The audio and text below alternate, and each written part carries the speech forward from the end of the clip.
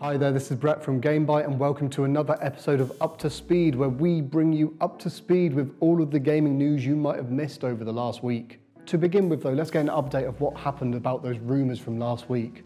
Resident Evil 2 has had its anniversary, been and gone, and we didn't get any new news unfortunately.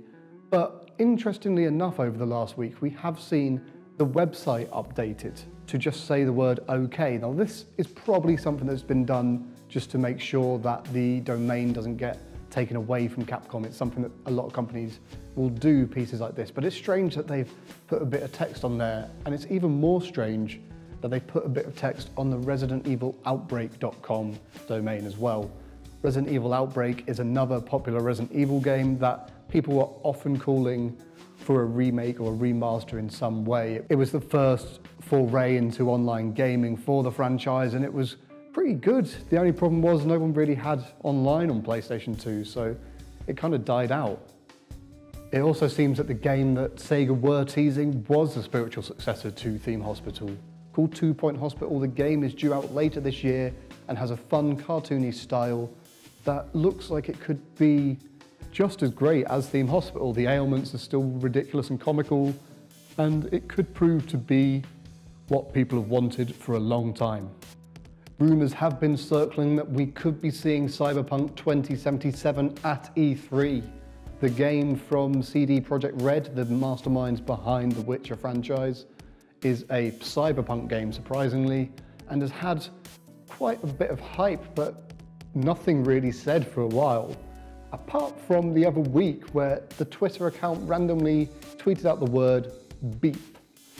Now, as hints go that something might be happening, that's quite an obscure one, but hopefully we do see something at E3. The rumours are we'll see a nice trailer and press will get their hands on the game, so hopefully we'll start hearing about some impressions of how it's shaping up. We finally have a release date for Age of Empires Definitive Edition. The much anticipated remaster of the original game is going to be coming out on February 20th, and you know, if you've always loved Age of Empires and just wish it had a bit of nicer graphics, then that's exactly what you're going to get with Age of Empires Definitive Edition. Shenmue 3 is finally shaping up to look like we want it to. It's had a bit of a negative reaction so far from what people have seen. The trailers haven't been wowing people as much as we might have hoped. But the latest batch of screenshots that have done the rounds actually look quite nice, and there's definitely promise that the game could still deliver the Shenmue that we all want. We finally saw a new trailer for the new Tomb Raider film, and it's actually looking good. The film is going to show off Lara Croft in her early days going on her first expedition, and it looks pretty intense, and it should be out later this year.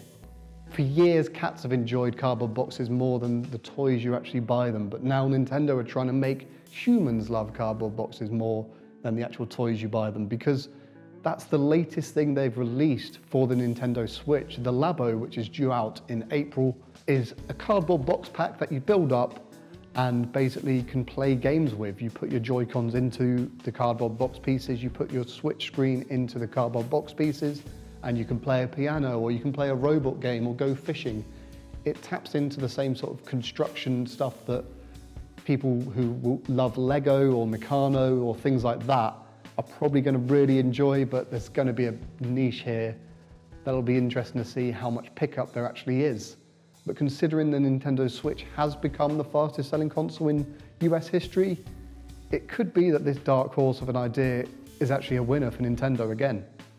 And that's it for this week's Up to Speed. Make sure to hit those like and subscribe buttons down below. I've been Brett from GameBite. You've been wonderful. Goodbye.